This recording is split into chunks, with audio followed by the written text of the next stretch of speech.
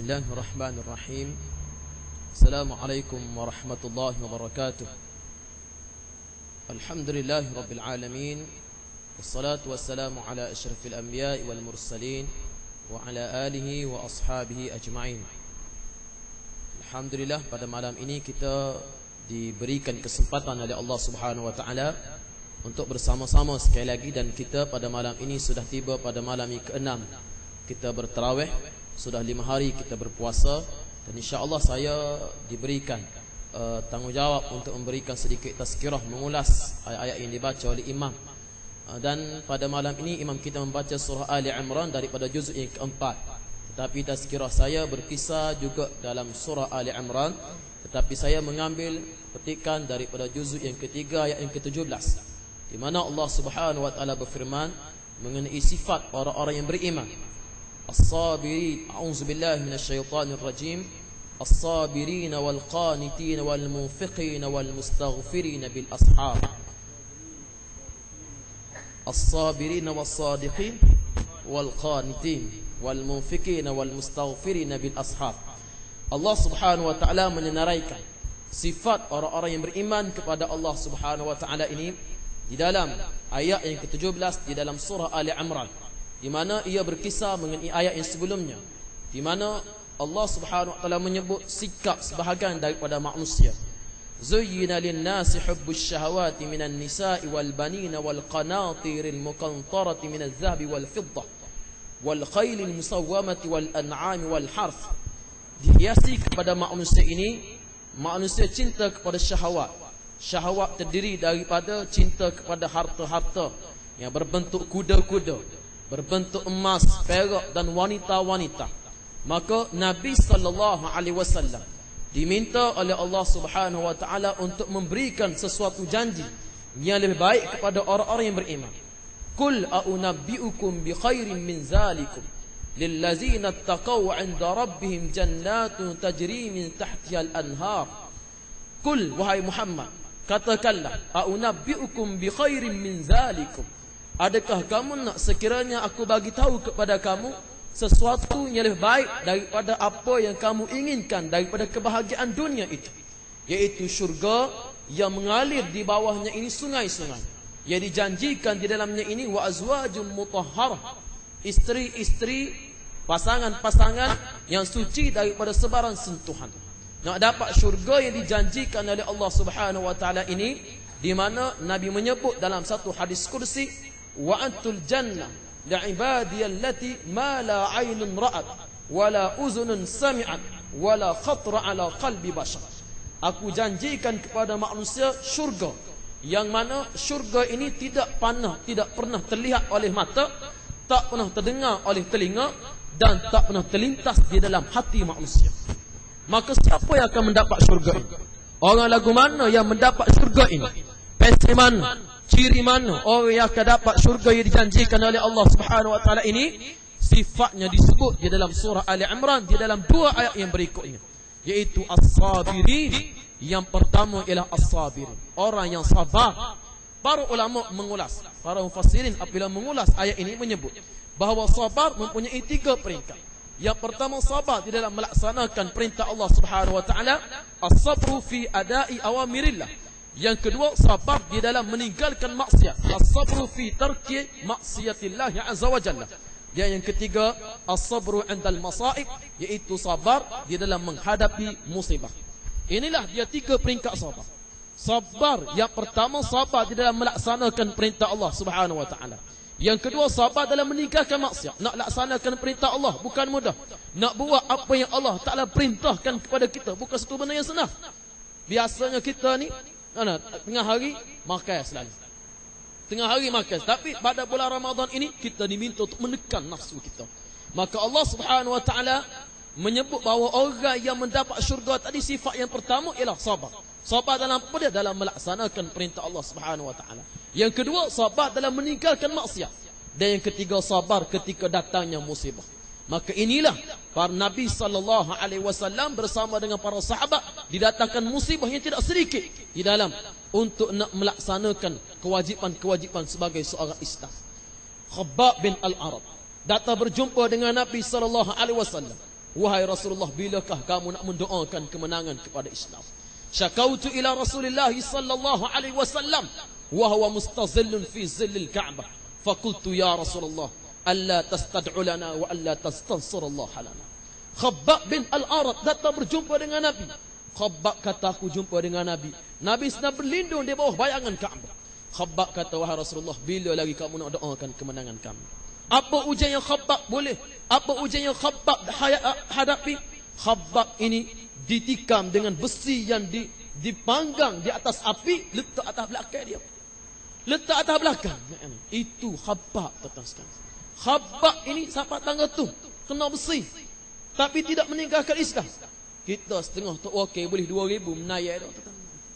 Nah, kena regak dah kan? Kena regak, tapi awal peringkatnya nama dia rahsiakan. Kalau kena kau puak-puak alik ni enggak, kena puak-puak alik hak tak setuju ni, tak ada gapo lagi, kobek dah dalam surat khabar, muka surat depan, muka besar 2 cekar muka. Nah, Khabbab bin Al-Arat ditikam dengan besi yang dicemur di atas, yang dipanggang. Tapi Khabbab tidak tinggalkan Islam. As-sabru 'indal masa'ib.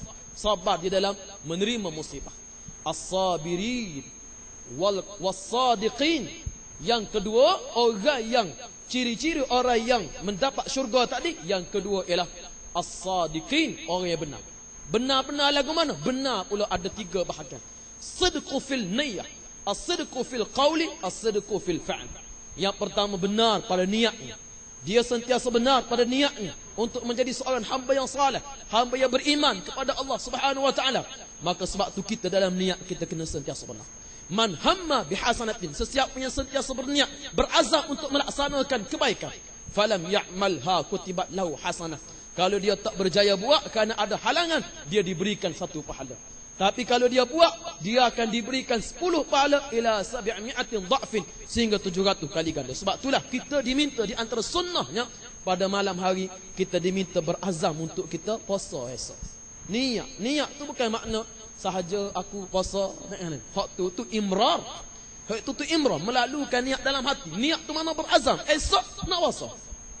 Orang kita silap faham kadang-kadang. Niat ni dia ingat hak sebutir-sebutir tu, waktu yang akad takbir tu kadang-kadang tu imam rokok buat sudah lagi tak kan.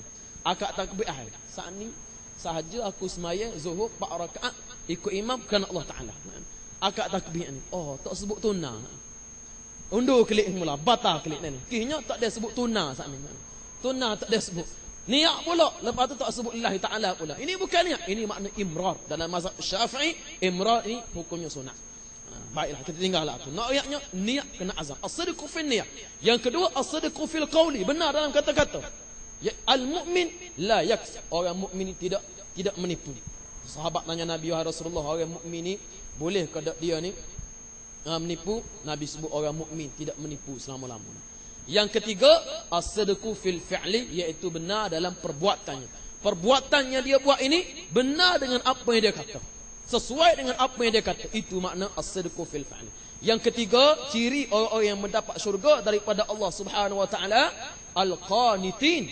Yang ketiga ialah orang yang bangun untuk nak bersolat. Apa makna qanitin? Iaitu bangun dengan penuh khusyuk. Dengan penuh khusyuk. Sahabat Nabi sebut, hafizu ala salawati wa salatil wusta wa qumu lillahi qanitin. Bangunlah kamu untuk nak sembahyang, wa qumu lillahi qanitin, bangun dalam keadaan khusyuk. Khusyuk lagu mana? Time kita semaya itu, kita tidak ingat pada benda-benda yang lain. Maka sebab itulah kita disunatkan. Kalau kita berbuka puasa, katalah kita buka puasa, ada 2 cara untuk kita buka puasa mengikut sunnah. Yang pertama, kita mulakan dengan rutab, dan ataupun tidak rutab dengan kurma. Kalau tidak kurma dengan air masak. Itu 3 peringkat. Mula-mula cari rutab. Rutab makna apa dia? Rutab makna kurmanya basah. Tak boleh kurma basah, cari kurma yang kering, tamar. Tak boleh tamar, cari air masak. Lepas tu bersegera untuk nak menunaikan solat. Lepas menunaikan solat, barulah kita nak, kalau kita kata tembuk lah. Reti nak kan? Tapi kalau lah makanan telah disediakan, nasi dah dihidangkan di hadapan mata. Nabi sebut, iza qutimal asya wa anitus salat faqdamu bil asya. Bila makanan dah disediakan, dihidangkan, maka hendaklah kamu ini, walaupun solat dah masuk, maka dahulukanlah solat. Dahulukanlah makan. Artinya kalau kita nak makan dulu pun tak ada masalah. Tapi jangan sampai peringkat kita nak mencuaikan solat. Makan tu kita kata makan nasi ni ikut qadar biasa. Berapa minit? Setengah je cukup ke? Hak sekali dengan rokok. Nah, kali ngau rokok ni setengah jam pun tak cukup dah kan. Makan yang biasa, artinya dalam masa 10 minit. Okey dah tu.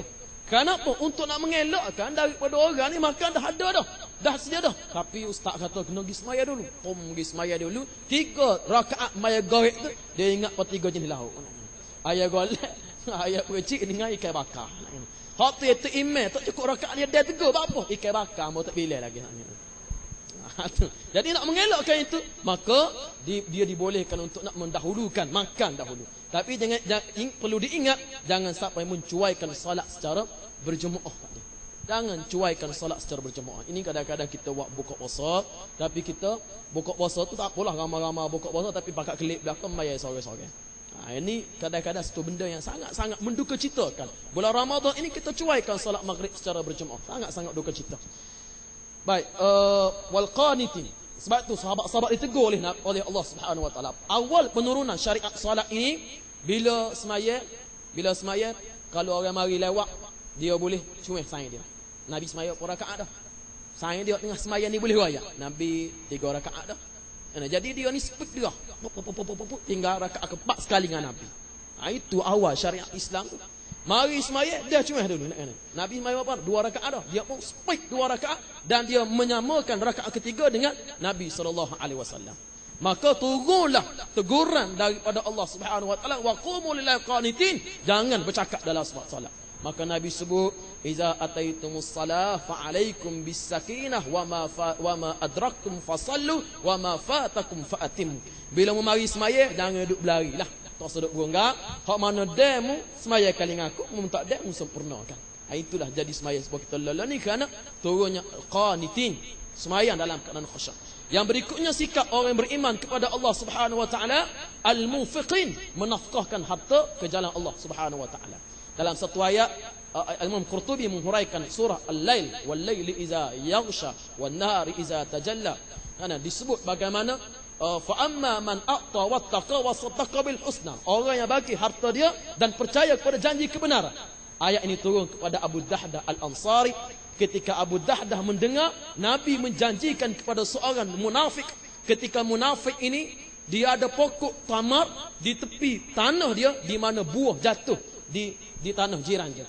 Maka dia munafik ini berjumpa dengan Nabi, wahai Rasulullah, saya nak buah tamar yang jatuh di tanah jiran saya, dia ambil, dia makan. Maka ke dia. Nabi kata, adakah kamu nak sekiranya digantikan buah tamar itu dengan buah tamar di dalam syurga? Aku ganti dengan buah tamar dalam syurga, tak sedut kecek banyak lah. Maka si munafik ini bangun menolak janji Nabi. Wahai Rasulullah, kamu nak ganti benda yang ada atas dunia, mu nak ganti dengan benda dalam syurga, tak tahu ada kedak lagi. Tengok lagu tu orang tu. Siapa perekat tu jenis orang lagu ni. Tak tahulah ngundi gapo dia. Maka Nabi SAW dengar jawapan ini, Nabi terkejut. Nabi tak tahu dia munafik. Abu Dahdah Al-Ansari mengejar si munafik ini, menyekatnya. Lalu Abu Dahdah menyatakan, kamu nak ke tidak? Kalau aku gantikan dengan satu kebun tamar, aku nak buah pokok tadi. Maka dia kata, ambil kamu pokok tu, kebun ambil kamu. Abu Dahdah gijuk dengan Nabi, wahai Rasulullah, ambillah pokok tamar ini kerana aku dah beli daripada orang tadi.